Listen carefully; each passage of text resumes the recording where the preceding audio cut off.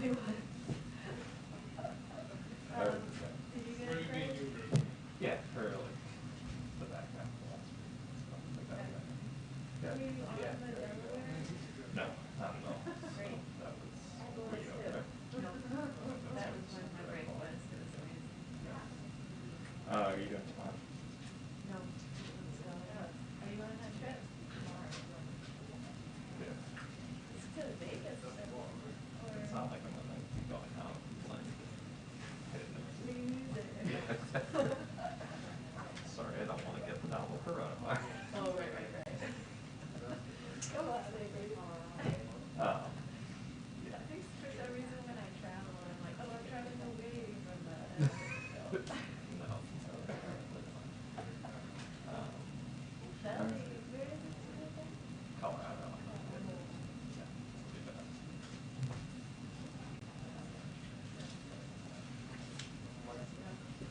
How's the cat? Good. Our cat gets the smell, but could not hate it anymore. But my mom very into That was it. the one on the harness? Yeah, exactly. So I did a lot. And do you know Emily Cochran? She did some. Well, she's on the hill now, but she has had like the same breeder, and apparently they were just loving it with the smell. So it's genetic. What are yours? Did you? Snow cat. Snow cats I found on the streets of Beijing, and they are part of a feral cat colony, which is all the clearest group of wood birds, and they're all long hair. There's not still cats that would survive. But I think they are, like they're comfortable in the snow, but they choose. This, but like, why would I bother being out in the wet and the cold?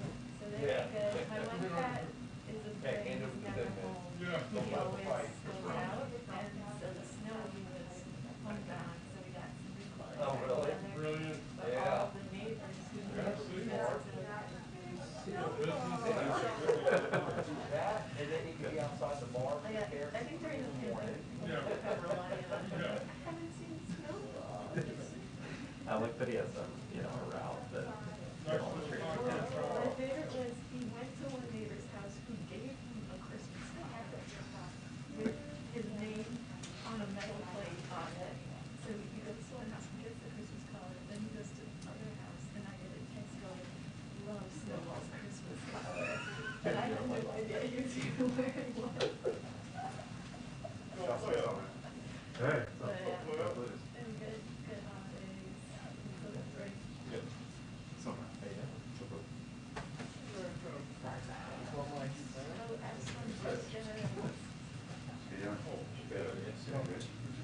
I feel bad already because I know there is a serious mask. You won't be able to hear it. Don't worry, but I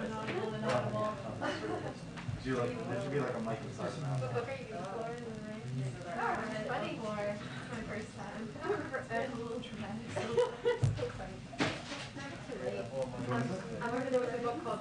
Tell us what there's like the main one, the first one. Yeah, I haven't actually read it. I wanted to read it. There was a book called Word of the Rings. It's like a parody. As in, like a name word Or B-O-R-E-D, like it's so boring. Yeah, like exactly. I read it never. This is my first time trying to read it, and the other time. I was so Sorry, it's forgot about that. It's finally working, and it's because I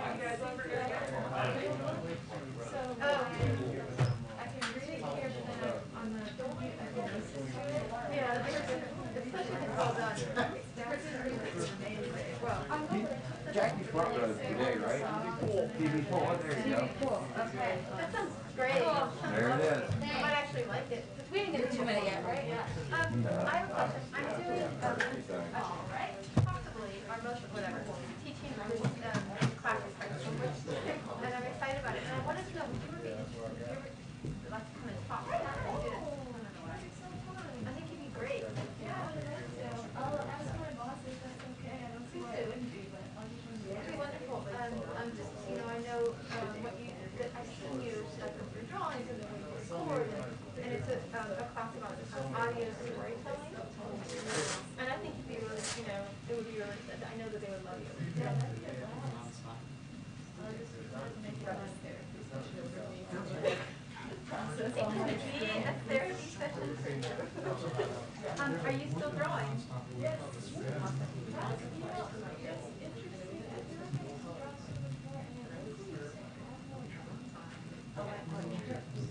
Trump needs. When I started doing it, like, Doing Obama, were you doing Obama stuff? I was doing Obama, but When we were with Trump, it was like endless hours in this old place. we had The library, I mean, for events, and now I feel like it's just like go, go, go. also maybe just because Trump is more on the road. Yeah. Oh yeah, that's too funny. Yeah, I think also there was more done, because he was, I don't know. It was just like endless hours of our life. Yeah. And I just remember like just trying to pass time, and that's why I did it, and now it's just like, when you land, you like run, record, and dance. It's true, the one trip that I went on with Biden was super rough. It was always like fear of being left behind, more than being bored. Will you ever do a book? I've asked you a million times. It's so beautiful, what do you do? It's so nice. Thanks, yeah. I don't know, I gotta look back over them, because I just draw them out, and then I try to go back and see what I did. But yeah, that's fun. Something I've always done since I was a little kid, and it's cool to look back at. It really helps me remember. Yeah, they're just so, I just love them so much. I think they tell a really nice story, and people would really like them. Thanks so much. Anyway, let's see what you're on. Do you know how to get in touch with me? Should I give you my contact? Yeah.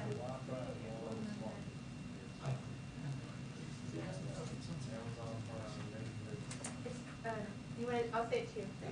It's Tara, T-A-R-A. McKelvey, M-C-K-E-L-V-E-Y. Oh, I know. You have that? These names. Because you see them in our list, in our emails. And it's 202-494-6215. Awesome. Yeah, send me a text. Also, have you heard the audiobook George Saunders? Have you heard his audiobook about Russian literature? It's something like swimming in a pond in the rain. It's wonderful. It's Smile, guys. It's about Russian literature. Got it. And somebody reads these stories. Wait, I wasn't looking at you. Do it again. You gotta tell us how much time. Okay. 3, 2. Oh, good. So then you realize it. I got it. But you don't even have to like it, but all the more. Okay, awesome. My last audiobook was Blinken, read by Maggie Gyllenhaal, and it was Yeah? What's it called? it was Maggie Gyllenhaal reading and Oh, Anna, no. I didn't understand. Oh, yeah, that sounds great. I actually never read that. she did such a good job. I've read, I know, it's one of my favorites. Never made, I should read it. I could read it. Anyway, thank you. Okay, cool. This is it.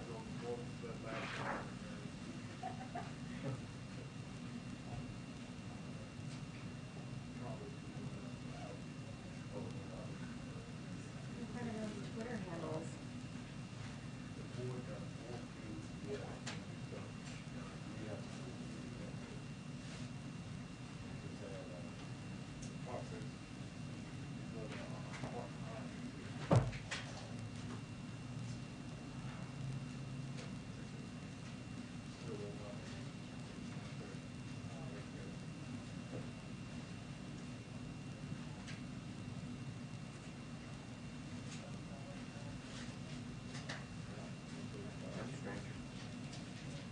How you doing?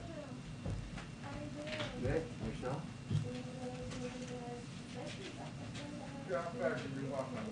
Uh, who is, still over there? Long Heath. When usually when I do a Dominique meeting, still there? somewhere around Okay. 700, 800. And then, Is Haley still there? no, Haley went to a new job. She was, I think she started a new job soon as the new executive officer.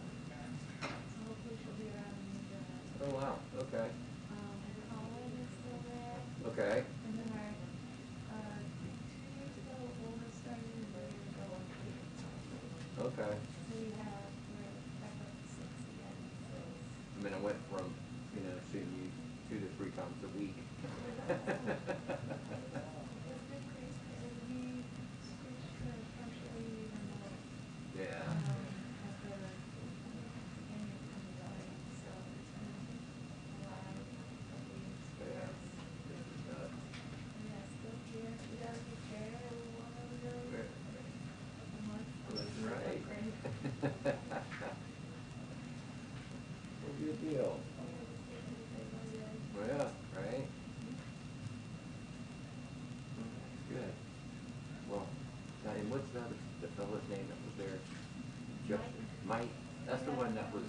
you, that was always sort of like with you and Haley and Oh, Dominique. Colin? Colin, that's, Who's always yeah, the best. yeah. And then past couple years we had Jonathan and Mike. Well, tell Colin and Dominique, your old Fox friend, Well, is still around. You too.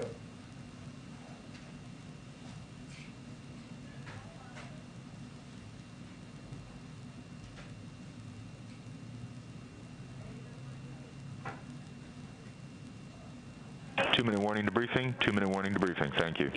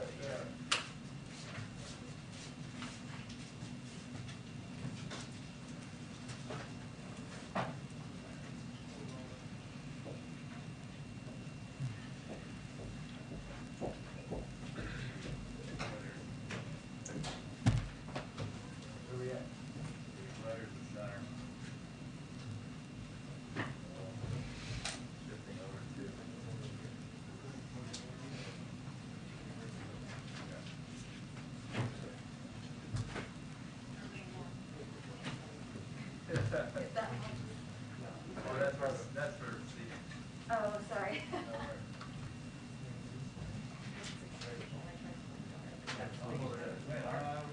I don't know, Wendy.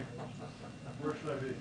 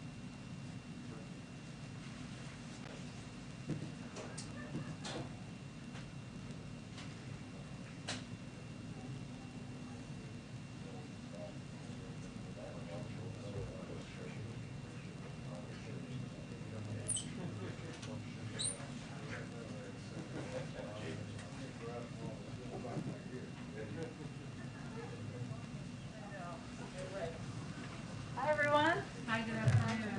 Good afternoon. Okay, I have nothing for you at the top. Darlene, why don't you kick us off? Thank you, that's so unusual. I do like to load you up with updates, so stay tuned for the next briefing. So I have one question on the speech and then 2 other topics I wanted to get to. But often when we ask President Biden about Donald Trump, he will tell us, you know, he's not thinking about the former president, he doesn't want to talk to him. So obviously he had to think about him in order to deliver that forceful speech today. So I'm just wondering why he didn't deliver this kind of speech before today, 6 months ago, a month after the insurrection or whatever. And also, since we are barreling toward an election this year, will he resurrect some of the themes that he sounded this morning? Sure. Well, let me first say, and to remind you all, that the president launched his campaign on the idea that the former president posed a unique threat to the soul of our country. And he made that point throughout the campaign and over the last year in office. I wouldn't say, or we would argue the point, that he has ever shied away from making clear that his predecessor, former President Trump, it was a threat to democracy, posed a threat to democracy throughout the course of his presidency, and that was a root reason why President Biden ran for office. I would say in terms of looking forward, you all heard him make a very passionate case today, the fact that we are at an inflection point, the fact that in order to protect our democracy, to preserve it moving forward, there's more that we need to do. And I talked with him about this after the speech today, and he made very clear that the risk we have here at stake here is our democracy, is burying what happened on January 6th, is not taking action, not just in words, but in action to protect people's fundamental rights. You will obviously hear him speak next Tuesday about voting rights, something he touched on very briefly today because he will be giving this speech next Tuesday, and you will hear him making the case about the fact that we are at an inflection point. There's more that we need to do, and we need to do everything we can to ensure the dark day in our history that happened 1 year ago today is not buried. And then on the situation in Kazakhstan, does what is happening there in any way change the dynamic for the U.S.-Russia talks that are going to begin next week from the U.S. side? And is there any thought that Putin might be less likely to invade Ukraine while this crisis is playing out in Kazakhstan? Well, let me touch on a couple of things first to provide all of you an update, and you may have seen this, but today Secretary Blinken shared a productive call with Kazakhstan Foreign Minister, where he reaffirmed the United States' full support for Kazakhstan's constitutional institutions, human rights, media freedom, including through the restoration of internet service, and advocated for a peaceful, rights-respecting resolution to the crisis. There have been kind of a range of reports about peacekeeping forces, which I think you might be referencing, but from Russia, we are closely monitoring reports that the Collective Security Treaty Organization have dispatched its collective peacekeeping forces to Kazakhstan. We have questions about the nature of this request and whether it was a legitimate invitation or not. We don't know at this point. The world will, of course, be watching for any violation of human rights and actions that may lay the predicate for the seizure of Kazakh institutions, and we call on the CSTO, collective peacekeeping forces, and law enforcement to uphold international human rights obligations in order to support a peaceful resolution. Of course, we will let the Kremlin speak to their own forces and the size of them and more specifics, but that's where we stand. Now, there has not been any change to the planned 3 sets of talks next week. And then just quickly, I had one on the virus. Is it still the president's goal to defeat the virus? He had said that's what he wanted to do, to defeat it. Or is he coming around to accepting that the virus is going to be a part of life from here forward, that it's going to become endemic? Well, of course, the president's ultimate goal continues to be to defeat the virus. But what you have seen the president do and the administration do in recent weeks and months is really expand the tools we have to fight the virus and to reduce hospitalization, to reduce the chance of death, to purchase large quantities of treatment options in order to help people who do get the virus, who do get seriously ill. So right now, our approach is to continue to expand all of those capacities and continue to press for what we know has worked to date, which is to get people more vaccinated, get people boosted, wear masks when recommended by the CDC, and that's what we'll continue to press forward on. Go ahead. Thank you, Jen. President Biden did not mince words today. It was quite clear who he was talking about. He blamed former President Trump, as Darlene just said, directly for inciting the attack on January 6th. And I wonder why he made the decision not to call him out by name. Well, Kristen, I know the president spoke to this himself, but I would say there's only one president in the history of this country who fomented an insurrection and which prompted the seizing of our nation's capital. I think everybody knew who he was referring to. But as the president said today, this day and the work that we need to do moving forward is not about one person.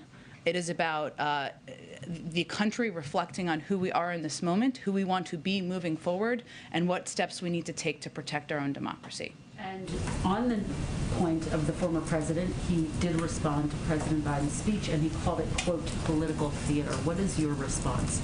Well, it looks like he saw the speech. I guess that's good news. Maybe he learned something.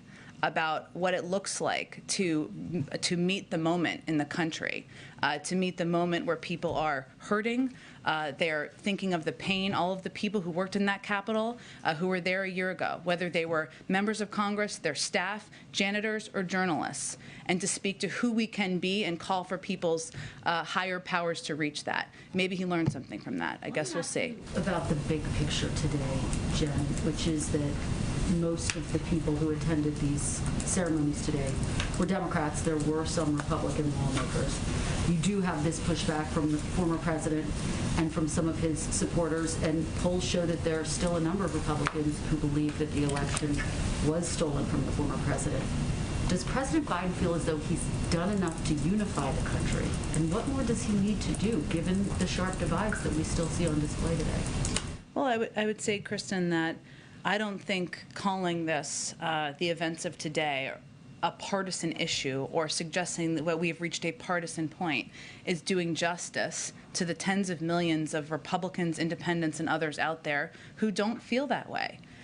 We're talking about some Republicans in Congress, not all, many, far too many, who, in our view, in the president's view, need to take a look at themselves and think about what role they want to play in the history books.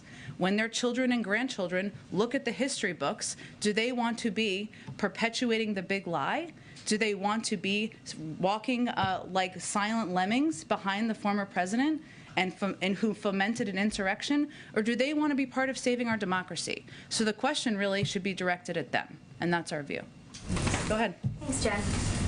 6 former advisory board members from the Biden health transition wrote 3 opinion pieces in a medical article calling for a new pandemic strategy that sort of embraces living with the new normal of COVID being endemic. And they said previous claims that we've gained the upper hand, now look short-sighted, and we need to change our understanding of what success is and what kind of target we're looking at.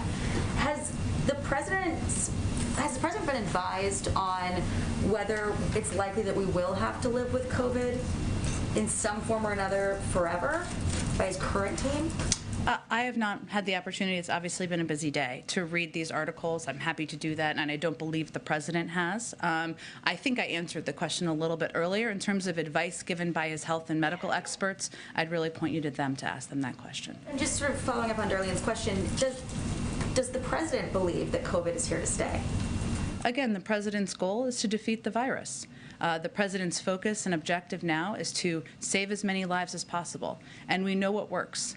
And we know that pushing more people, getting more people vaccinated, getting more people boosted, encouraging mask wearing, making sure schools have the resources they need to stay open and do that in a safe way.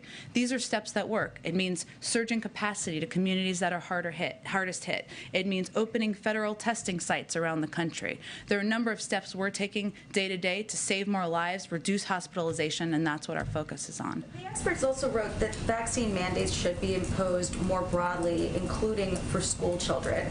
Has the administration heard those concerns, and is that something that they're weighing? Are more mandates possible?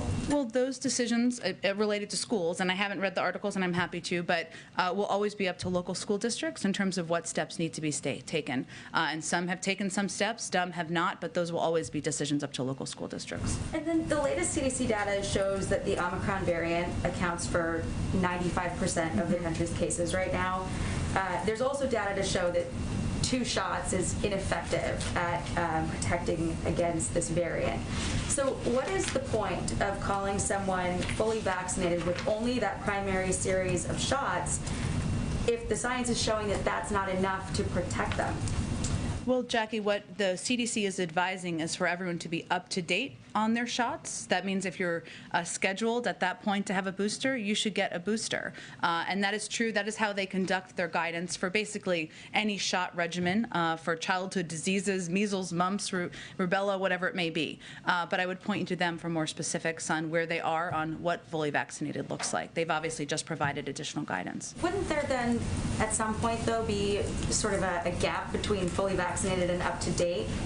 I mean, just looking at the 2 definitions, if they're encouraging you to be up to date, and most people are eligible for shots if you're over the age of 5, or booster shots, at a certain point in time, given the waning protection of the primary series of vaccines and the need to get boosters in a shorter time period, won't there come a time where you're not really fully vaccinated anymore with just 2 shots?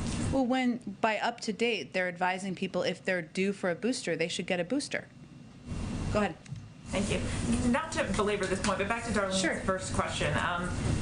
As you said, the president, has often discussed the threat to our democracy. Given that threat, given the stakes that he laid out today, why not be more forceful throughout this year? Why wait until the anniversary to deliver such a harsh rebuke?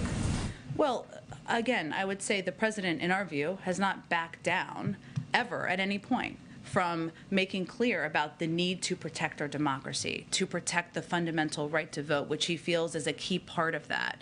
He also believes that delivering on what the American people wanted when they sent him to govern requires him, and it was essential for him to address the core issues that they're facing every day. Of course, that includes protecting their fundamental rights. That also includes beating the pandemic, getting Americans back to work, and he knows that in order to restore faith in government and institutions, in people's belief that government can actually work for them, that solving those problems and working to solve those problems needed to be his first and second priorities. So why wait till today to speak about the former president in such stark terms like he did today?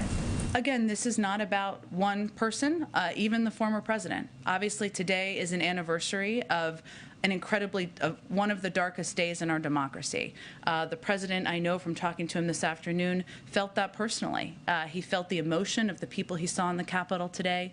He felt the weight on the shoulders of the people who were there that day, who were there again today. But his view is that this is about looking at this moment as an inflection point, not just about a former president, but about who we are as a country, whether Republicans in Congress are going to step up, what the American people can be assured of in terms of his efforts to fight for the protection of their fundamental rights. It's bigger than a former president. You mentioned voting rights. Majority Leader Schumer has vowed to hold a vote to change Senate rules to pass voting rights by MLK Day. Given the urgency that the president laid out today to protecting the right to vote, will we see the president directly endorse a rule change before then?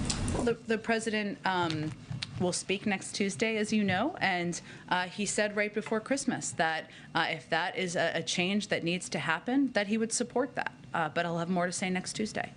Senator Manchin has signaled that he may be willing to support a rule change. Is that something that the president has discussed with him in recent days? I will let Senator Manchin speak for himself on where he stands on that. Did you have another one, Jackie? I did. I wanted to go back to one other topic real quick. Okay. I'm sorry. Sure.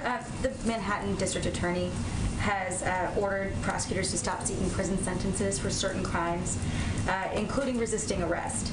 And I'm just wondering, does that give the wrong message to criminals or to police who are having to enforce these laws that the district attorney is not going to prosecute? And does this in any way undermine the Biden administration's efforts through the DOJ and federal law enforcement partners to crack down on crimes like retail theft? Well, you know where we stand on supporting local police officers, local cops, and not defunding the police, and also our concerns we have about the retail thefts we have seen and the need for leaders and communities to crack down on that. I have not spoken, obviously, with our legal team or, of course, the Department of Justice about this particular issue. I can see if there's more we can add. I don't have all the details. Go ahead. Thanks. First, I just wanted to check. I know you guys have said towards the end of this week on finalizing the contracts for the rapid test, if those have been signed yet. I expect we'll have more in the next 24 hours, and as soon as we do, and as soon as there are more details to report, we will let you all know. That's what we're working on right now. Do you remain confident that, if you don't even have the contract signed yet, that you'll be able to actually set up a website, ship them out, have them available by the end of the month, which is your sort of stated goal? Absolutely. I mean, remember, a lot of these things are happening simultaneously, right? We issued the request for proposal. That closed just a couple of days ago. We've been working to finalize the contracts, and as we've said, and we're on track for this, we'll be issuing some of the first rewards for that very soon, and we'll have an update on that, I think, very shortly. And we don't want to put the website up before we know we can provide, even through pre-orders, tests as people want to request them. The Postal Service has asked OSHA for a temporary waiver on their vaccine mandate. I'm wondering what the response from the White House is. They've said that if they don't get the waiver, it could impact mail service.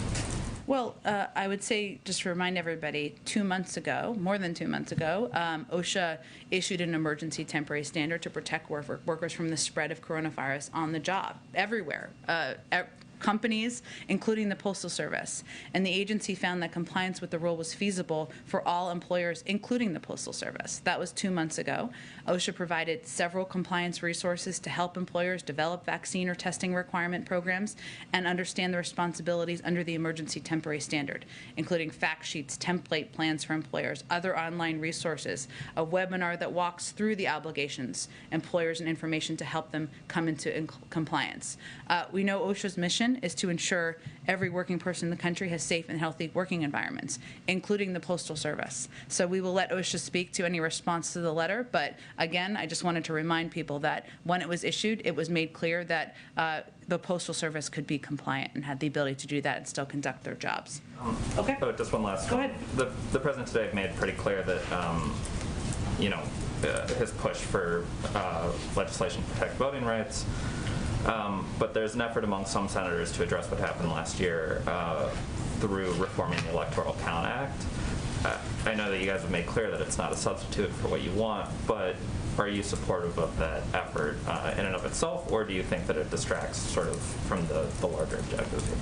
Well, I think it's really important for people who aren't watching this as closely as you and I to understand that that is not a substitute for the protections that are included in the Freedom to Vote Act and the John Lewis Voting Rights Advancement Act. That is why our focus is on those. And just as a reminder, the Freedom to Vote Act creates standards for voter access and voter registration, outlines criteria to make redistricting laws less partisan, strengthens campaign finance laws. The John Lewis Voting Rights Act establishes a new pre-clearance process to ensure that certain states and jurisdictions need approval for the Department of Justice, from the Department of Justice, before moving forward with changes that impact voting rights. These are all important protections given the insistence by far too many Republicans out there in using the big lie as an excuse to make it more difficult for people to vote. So it is not a replacement, it is not a substitute, and our focus remains on those two pieces of legislation. Go ahead. Thanks, Jen. Florida Governor Ron DeSantis critiqued the Biden administration's at-home testing program and said that not every single person needs to be getting tested. Quote, that's not a good strategy, but what is a good strategy is to have those at-home tests available for our vulnerable population, end quote. He says that he'll be sending tests to nursing homes, long-term care facilities, and within senior communities. So does the White House have any plans to limit tests through the website it'll be launching to vulnerable communities, and what's your response to Governor DeSantis?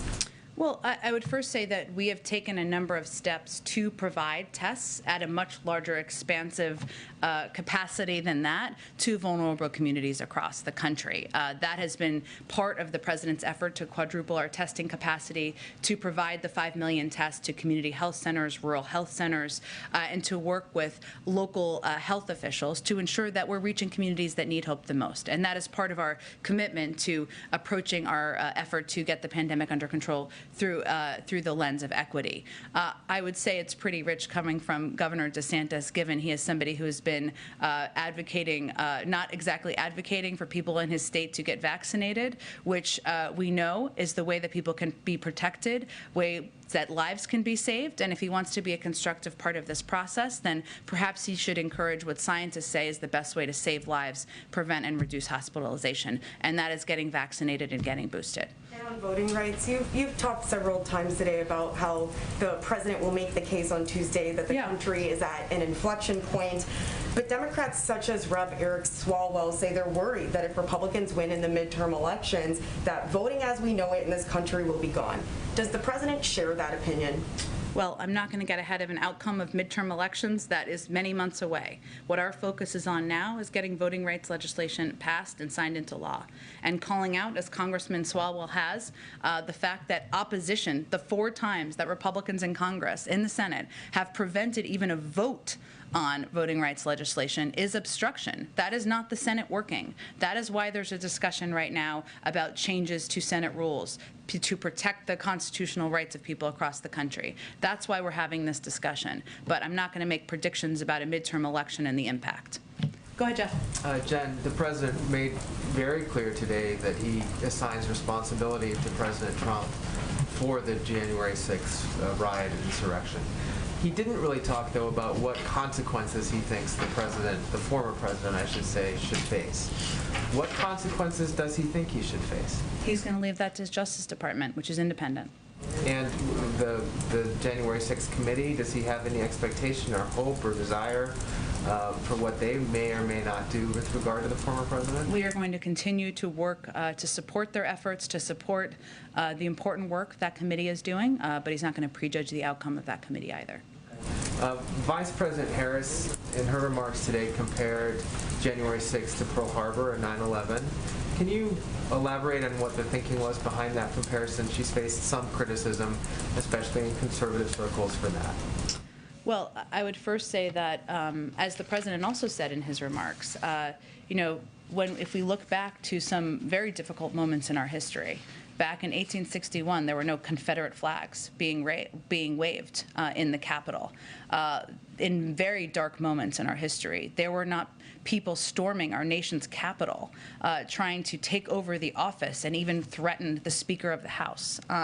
So instead of, for those who are being critics of the Vice President's remarks, I think instead of focusing on or analyzing comparisons of moments in history, I would suggest that they be a part of solving the threat to democracy that occurs today, that is happening today. And they are using this as an excuse not to be a part of that. Go ahead. One more on another topic, Jen, if I may. Does the White House or the president have any position, or have you weighed in at all in the sort of growing row now between Australia and Serbia over the tennis star whose name I won't try to mispronounce, who's there now and is apparently unvaccinated? I don't believe we have weighed in on that. I can certainly check with the State Department and our national security team and see if we have a position to share. Go ahead. Thanks, Jen. Texas this week received about 2,400 courses of antibody therapy, which, given the Omicron surge, is not going to meet demand. Can you explain how these allocations are decided and when they will increase? They will continue to increase. They are done equitably across the country and to meet needs where we have them. There are obviously needs in Texas, but there is nothing accurate in any reporting. I'm not suggesting this is from you, that we have held back, that we have canceled, that we have prevented. Obviously, the availability of antiviral treatments is not unlimited. We're continuing to build on the supply we have, and we'll continue to distribute that equitably to states and communities across the country. And following on Jeff's question about consequences, the president characterized the January 6th attack as an armed insurrection, and of course he blamed former President Trump for inciting the insurrection. No one has been charged for insurrection, which is a specific crime. Does the president want the Justice Department to press charges of insurrection against Trump or anyone else? The president wants the Justice Department and the Attorney General to act independently, as the Attorney General demanded when he accepted the job, and as the president expected and demanded from any Attorney General he was going to select. So, I mean, you can leave the decision-making to the Justice Department and the Attorney General, but this, I mean, he did characterize the attack today as a specific kind of crime. That is his view. He was not making a judgment about or direction of what the Justice Department should do or how they should behave or act, and I don't think that the Justice Department or the Attorney General sees that he did either.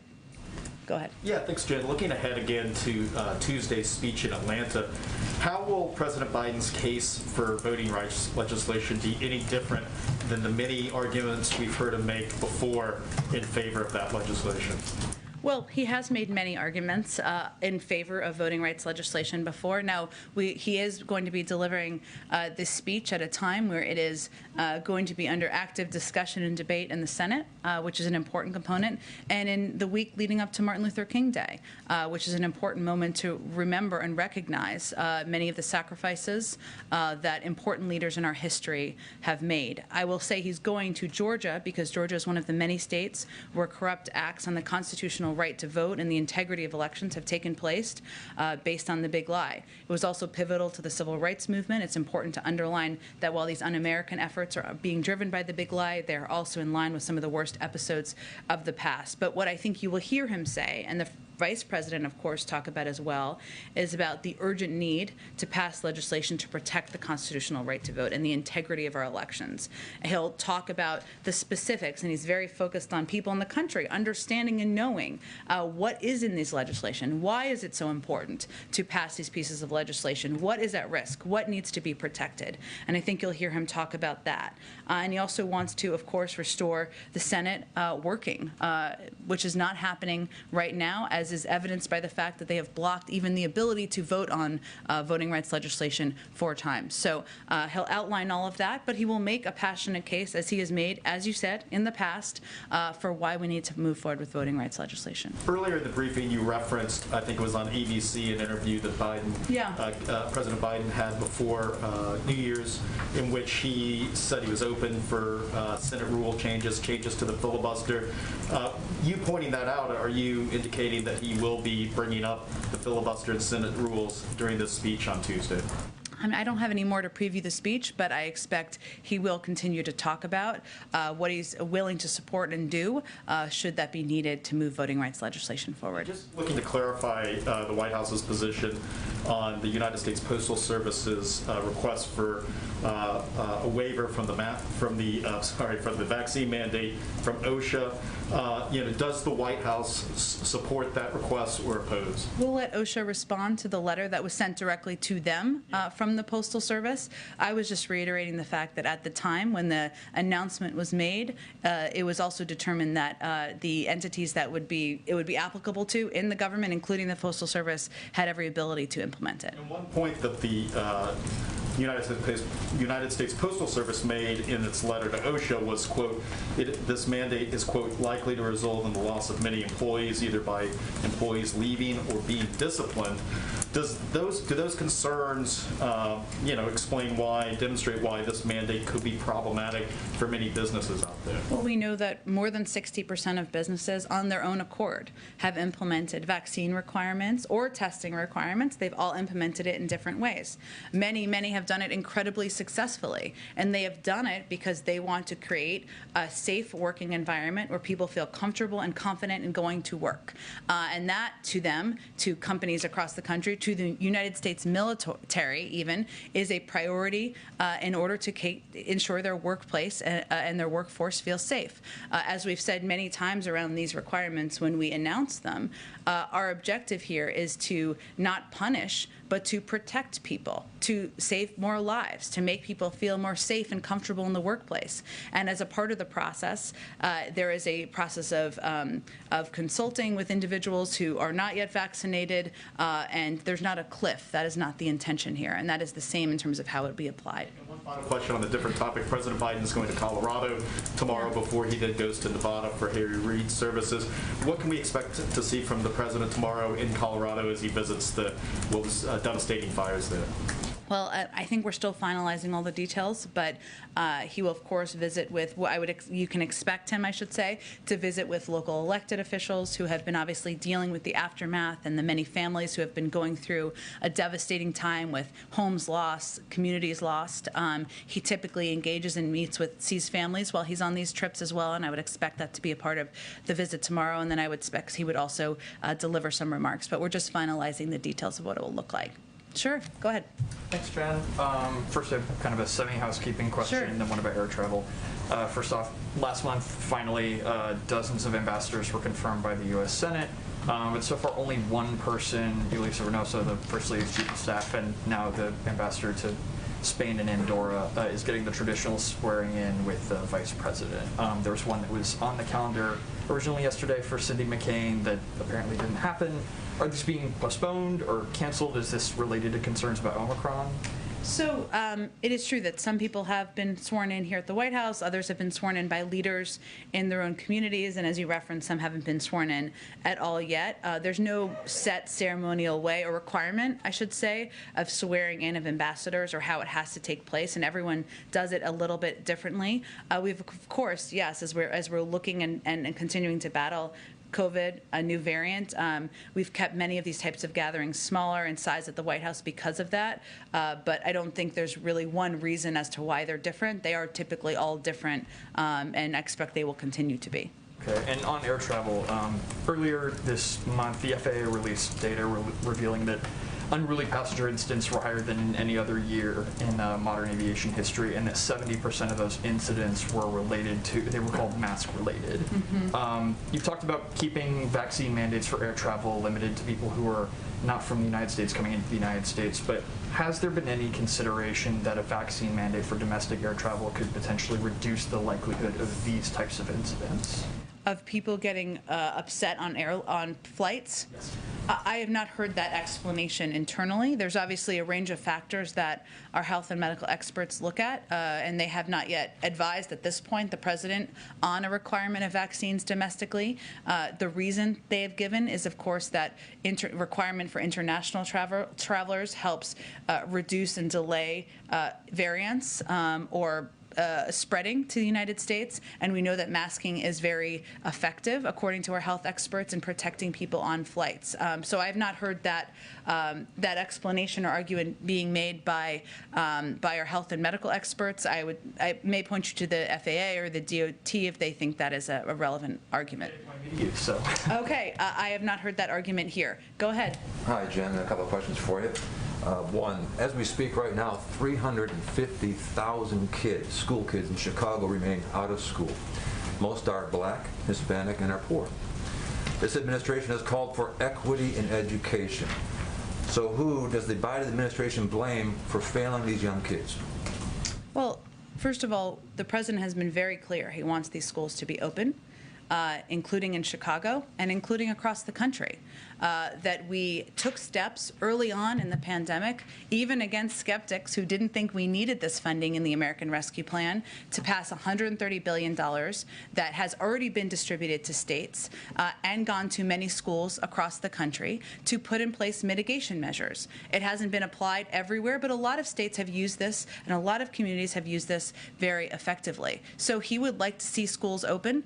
He believes that not having them open, as you've touched on, impacts the mental health of children. We've seen that. We know that learning gaps is something that we are seriously at risk of at this point in time, and that's why we'll continue to call for schools to open. 96% are open across the country and are doing the right thing. Will he get directly involved at a certain point? How many days have to go by before he jumps in? Well, we are in regular touch with teachers, school administrators, labor leaders across the country, nearly every single day, including in Chicago, and that will continue, and we will continue to make the case for schools to be open. Another question, please, on religious freedom. Does President Biden believe doctors and religious health care providers should be forced to perform medical procedures that violate their conscience rights and religious beliefs? Simple question. I believe there are exemptions in some cases. I'm not sure what you're referring to specifically. Why don't you give me a little more? In St. Louis, the Court of Appeals just heard oral arguments on a case involving religious health care providers who object to performing gender transition procedures. I would point you, that sounds like that's a legal case that's underway that I'm not going to weigh into from here. Last one, in just a few weeks from now, here in D.C., the March for Life arrives. Thousands of people will be here supporting unborn children. Its theme this year is Equality Begins in the Womb. This administration talks a lot about equality. Does the president agree with that statement? The president believes in a woman's right to choose. I think you're very familiar with his position on this issue. Go ahead. Thanks, Jen. Beyond just the former president, there have been several Republicans today who have accused the president of political theater, exploiting the January 6th riots for political game. You said that you talked to the president after his speech. I'm curious what his feeling was, if he's seen the response to his speech and how he feels like it went over.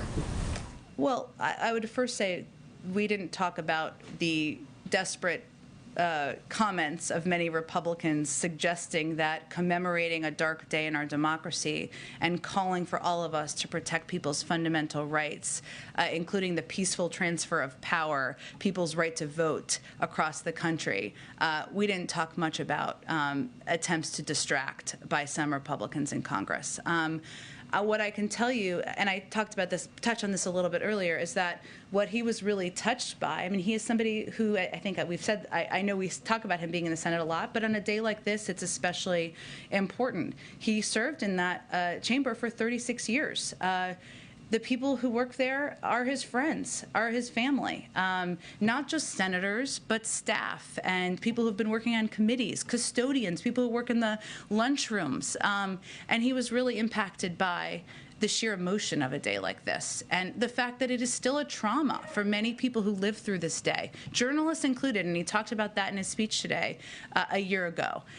So that was really what weighed on him. And, you know, he also talked about the importance of not allowing this day to be buried in history. And he said that in his speech today, but it's important that we not allow attempts to distract by some or attempts to move on by others to prevent us from taking steps to protect people's fundamental rights. And today is a reminder of that.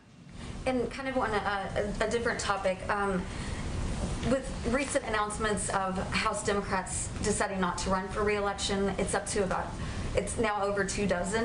I'm curious what the president's thinking is on that, how much he's involved in the discussions of how to kind of counter that, keeping control of the House. Well, as I've said before, I've learned my lesson about not speaking about politics from the podium, so I'm not going to do that from here. But what I can tell you the president is focused on and feels confident in is any Democrat out there in the House, they all run every 2 years, right? They will be out there talking about what they have done to rebuild roads and rails and bridges across the country, to restore broadband, to ensure kids have clean drinking water. A handful of Republicans will be able to do that too, but not many. And they will be able to talk about how we are fighting for, and hopefully will have passed, efforts to put in place universal pre-K, efforts to cut the cost of childcare, elder care, and make sure that we're investing in addressing the climate crisis. It is about a choice in this country, and we'd rather be us than them in that case. Go ahead. A foreign policy question. An Iranian Navy commander has threatened the U.S. forces and asked him to leave the Strait of Hormuz. How does the White House see this threat? And it has been an escalation recently by the pro-Iran militias in Iraq and Syria against U.S. presence. Do you think in the long run that will push the U.S. and the administration to take a decision to leave Iraq and Syria? Well, let me first say that I know there's been a lot of reporting, including, of course, from your outlet out there, but here officially, we don't have any specific attribution today in terms of the particular group by name or groups who might be responsible for this. We don't have anything new on that front. As my colleague John Kirby said yesterday from the podium at the Department of Defense, these sorts of attacks are very much typical of what we have been seeing in recent months, and they've been increasing, even by militia groups that are supported by Iran. But in terms of specifics, such as the name of groups or groups, we don't have that level of detail at this point. In terms of intent, it's also difficult because of that for us to ascribe intent with any real specificity or certainty in these types of attacks. We can't say definitively who caused them or why the attacks seem to have stepped up. It is certainly possible that it can be related to the talks in Vienna or the anniversary of the Soleimani strike. But again, right now we're still assessing attribution, we're still assessing intent, so we don't have much more analysis at this point in time. Okay, thanks everyone.